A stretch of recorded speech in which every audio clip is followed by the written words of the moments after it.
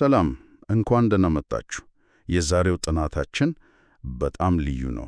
አዎ፣ በቀጥታ ወደ ሰማይ ዞን የሚሄድ ነው ማለት ይቻላል። በፍጹም የምንነጋገረው ስለ ሄሌል ወይም በሌላ ስሙ ሉሲፈር ስለተባለው መልአክ አመጽ ነው። ግን ዝም ብሎ ስለ ጦርነት አይደለም። ልክ ነሽ። ከዛ የጠለቀ ነው። የዛሬው ዓላማችን ከዚህ አመጽ በስተጀርባ ያለውን ፍልስፍና መረዳት ነው። ክርክሮቹ ምን ነበሩ? ውጤቱስ ምን ሆነ? የሚለውን እንፈትሻለን። በጣም ጥሩ። ይህ ጽሑፍ እኮ የሚወስደን ከቀላል የስልጣን ሽኩቻ በጣም የረቀቀ ቦታ ነው። እውነት ነው። እምብርቱ ላይ ያለው ጥያቄ የእግዚአብሔር የአስተዳደር መሰረት የሆነው የፍቅር ሕግ በእርግጥም የሚሰራ ነው ወይስ አይደለም የሚለው ነው። ስለዚህ ውይይቱ ስነ መለኮታዊ ብቻ ሳይሆን ፍልስፍናዊም ነው፣ ስነ መንግስታዊም ነው። በጣም ጥሩ። በቃ እስቲ ከዋናው ተዋናይ እንጀምር። ሄሌል፣ ሉሲፈር፣ የንጋት ኮከብ። አዎ፣ እነዚህ ሁሉ ስሞች ለአንድ አካል የተሰጡ ናቸው። ስሙ ራሱ እኮ ብርሃንን የተሸከመ ወይም የሚያበራ ማለት ነው አይደል? ልክ።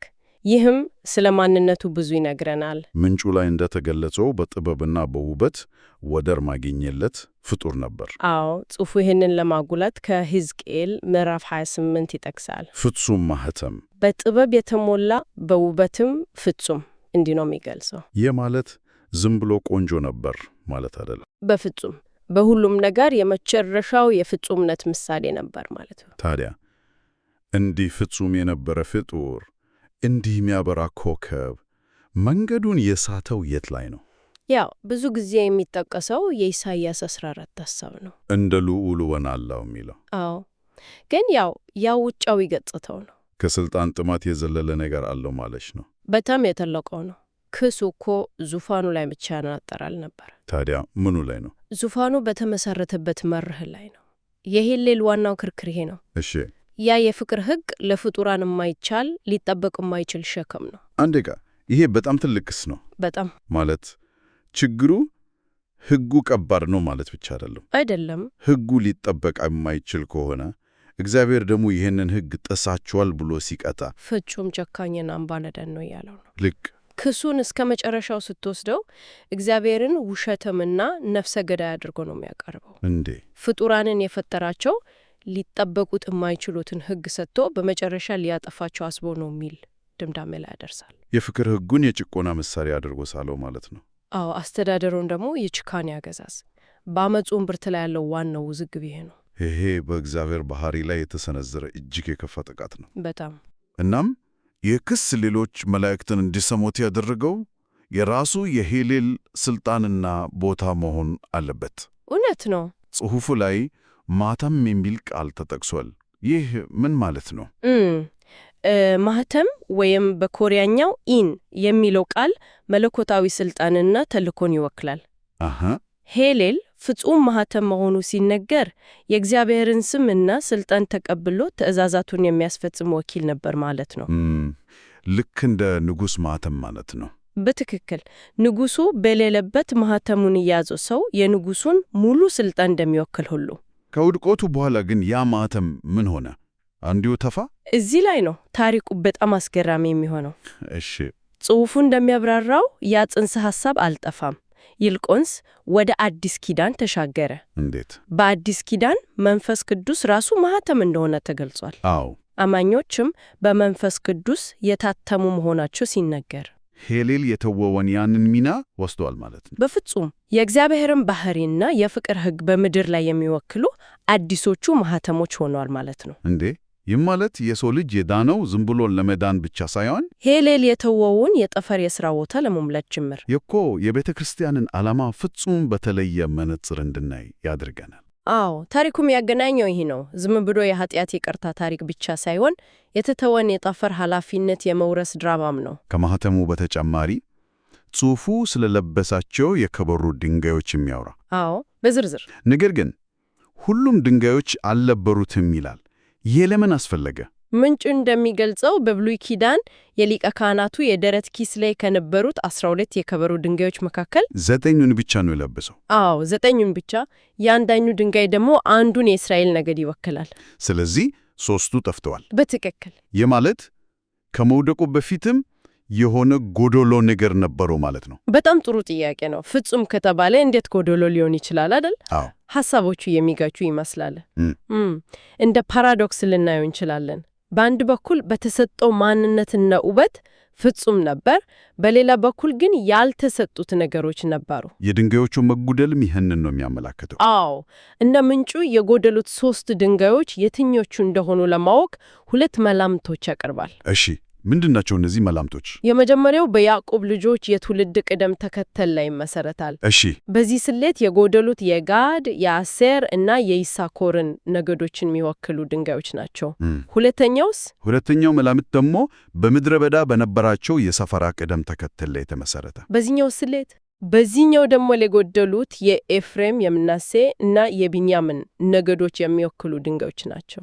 ጽሑፉ አንዱን ይደግፋል ወይስ ዝም ብሎ ያቀርባቸዋል? የትኛውን እንደሚመርጥ በግልጽ አያስቀምጥም። ነገር ግን ዋናው ነጥቡ ምንድን ነው? ሁለቱም መላምቶች የሚያመለክቱት አንዱ መሰረታዊ እውነትን ነው። ይኸውም ሄሌል ሁሉን ነገር አልተሰጠውም ነበር፣ ያልተሟላለት ነገር ነበር። አዎ።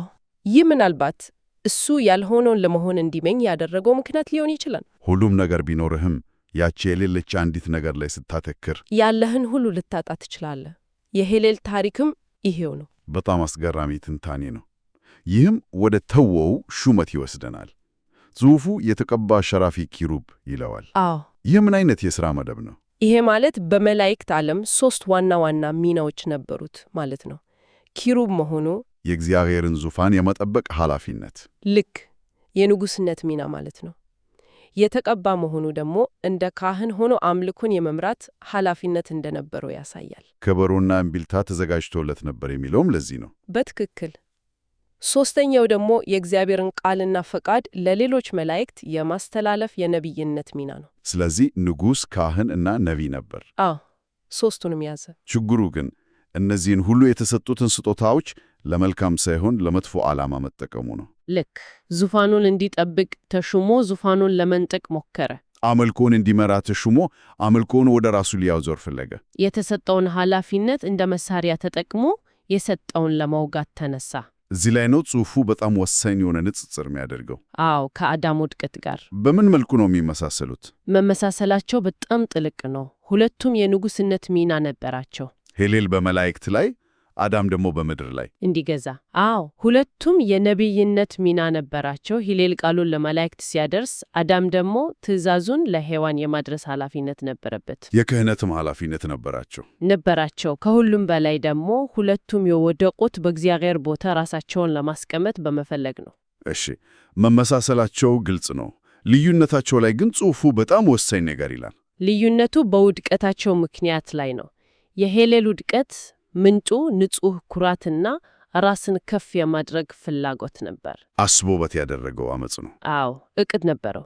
የአዳም ውድቀት ግን ጽሑፉ እንደሚተነትነው ከሔዋን ጋር ካለው ግንኙነት የመነጨ ነው። እሷን ላለማጣት ሲል ነው የበላው? አዎ፣ ሔዋን ከበላችሁ በኋላ ከእሷ ጋር ለመሆን ሲል ነው እሱም የበላው። የበጣው ትልቅ ነገር ነው ማለት አንዱ በንጹሕ ኩራት ሲወድቅ፣ ሌላኛው በተሳሳተ መንገድ ቢሆንም ከፍቅር ተነስቶ ወደቀ ያለን ነው። ልክ ይህ እኮ ለአዳም የንስሐ በር እንዴት ሊከፈተለት እንደሚችል በደንብ ያሳያል። በትክክል። የሄሌል ድርጊት ሙሉ በሙሉ በራሱ ላይ ያተኮረ ነበር። የአዳም ድርጊት ግን ስህተት ቢሆንም ከሌላ ሰው ጋር ባለው ግንኙነት ላይ የተመሰረተ ነበር። ይህ ልዩነት ነው ለአንዱ የይቅርታ መንገድ ሲከፈትለት፣ ይሄ ለሌላኛው ደግሞ መንገዱን የዘጋበት።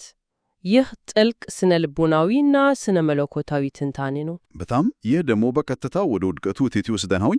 ሄሌል ከሰማይ ተጣለ፣ ብቻውን ግን አልነበረም። ስለ ወደቁት መላእክትስ ምንጩ ምን ይላል? ብዙ ጊዜ 1/3 እንደወደቁ ይነገራል። አዎ፣ ጽሑፉ ያንን የተለመደ ንድፈ ሐሳብ ይጠቅሳል።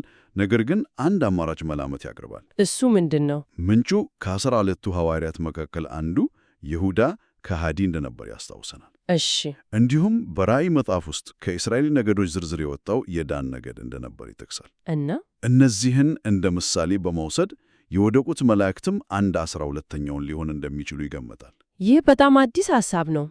ከቁጥር ብዛት ይልቅ ክህደት ከታመነ ቡድን ውስጥ መውጣቱን ሚያጎላ ይመስላል። አዎ፣ ትኩረቱ በቁጥር ላይ ሳይሆን በተምሳላዊ ትርጉሙ ላይ ነው። የ12 ቡድን የአንድነት ምልክት ነው? በፍጹም። ከዚያ ውስጥ አንዱ ሲወጣ የፈጥሮ ክፍተት ከቁጥሩ በላይ ነው። ታዲያ ይህ ሁሉ ክፍተት፣ ይህ ሁሉ የተተው ኃላፊነት ምን ሆነ? ያው ቀደም ብለን እንደጠቆምነው ይህንን ክፍተት ይሞላዋል ነው። እዚህ ላይ ነው የሰው ልጅ ታሪክ ከዚህ ሰማያዊ ድራማ ጋር ሙሉ በሙሉ የሚተሳሰረው። እሺ፣ ምንጩ እንደሚለው ይህንን ሚና እንዲወስዱ የተጠሩት የዳኑ የሰው ልጆች ማለትም ቤተ ክርስቲያን ናቸው። በመንፈስ ቅዱስ የተታተሙ አማኞች። አዎ፣ ሄሌል የተወውን የንጉሥነት የክህነትና የነቢይነት ሹመት እንዲወርሱ ተጠርተዋል። የፍቅር ሕግን በሕይወታቸው በማሳየት የእግዚአብሔርን አስተዳደር ፍትሐዊነት የሚመሰክሩ አዲሶቹ ወኪሎች ሆኑ ማለት ነው። በትክክል። ስለዚህ ሄሌል የተወው ሹመት ባዶ አልቀረም፣ በሰው ልጆች ተሞልቷል። በፍጹም የሰው ልጅ በውድቀቱ ያጣውን ብቻ መልሶ እንዲያገኝ ሳይሆን ሄሌል በአመፁ ያጣውን ሹመትም እንዲወርስ ነው የተጠራው። ይህ ለሰው ልጅ የተሰጠውን ክብርና ኃላፊነት እጅግ ከፍ ያደርገዋል። በጣም። ለማጠቃለል ያህል እንግዲያው የሄሌልን ታሪክ ስንመረምር ያገኘነው ቀላል የሥልጣን ሽኩቻ ሳይሆን ስለ ፍቅር፣ ስለ ሕግና ስለ አስተዳደር ምንነት የቀረበ ጥልቅ ፍልስፍናዊ ክርክር መሆኑን ነው። የሄሌል ክስ የፍቅር ሕግ አይሰራም የሚል ነበር። አዎ፣ ዋናው ግጭት ይሄ ነው። ፍጥረት ከራስ ወዳድነት ነፃ በሆነ የፍቅር መርህ ሊመራ ይችላል ወይስ በመጨረሻው ሁሉም ነገር ወደ ራስ ወዳድነት ያመራል የሚለው ጥያቄ ላይ ነው። የሄሌል ክስ ፍቅር ማይቻል ነው የሚል ነበር። የመዳን ታሪክ ደግሞ ፍቅር በእግዚአብሔር ኃይል እንደሚቻልና የጽንፈ ዓለሙ አስተዳደር መሰረትም ይሄው እንደሆነ የሚያሳይ ሕያው መልስ ነው። ይህ ጽሑፍ እጅግ ታላቅ የሆነ የኃላፊነት ቦታ እንዴት እንደተተወ የሚያሳይ ሰማያዊ ድራማ ያቀርብልናል። አዎ፣ ከዚያም ይህ ቦታ ለሰው ልጆች እንደቀረበ ይጠቆማል። እውነት ነው። ይህ ደግሞ አንድ አጓጊ ጥያቄ ያስነሳል። ከፍጡራን ሁሉ የላቀው በጥበብና በውበት ፍጹም የተባለው መልአክ በራሱ ችሎታ በመኩራቱ ብቻ ይህንን ኃላፊነት ማወጣት አቅቶት ከወደቀ፣ ይህንን ሹመት የወረሰው የሰው ልጅ በዚህ ኃላፊነት ላይ ለመጽናት ምን ያህል ትሕትናና ከራሱ ውጭ ባለ ኃይል ላይ መደገፍ እንደሚያስፈልገው ምን ይጠቁማል? በጣም ትልቅ ጥያቄ ነው። ይህ አድማጮቻችን እንዲያስቡበት የምንተወው ጥያቄ ነው።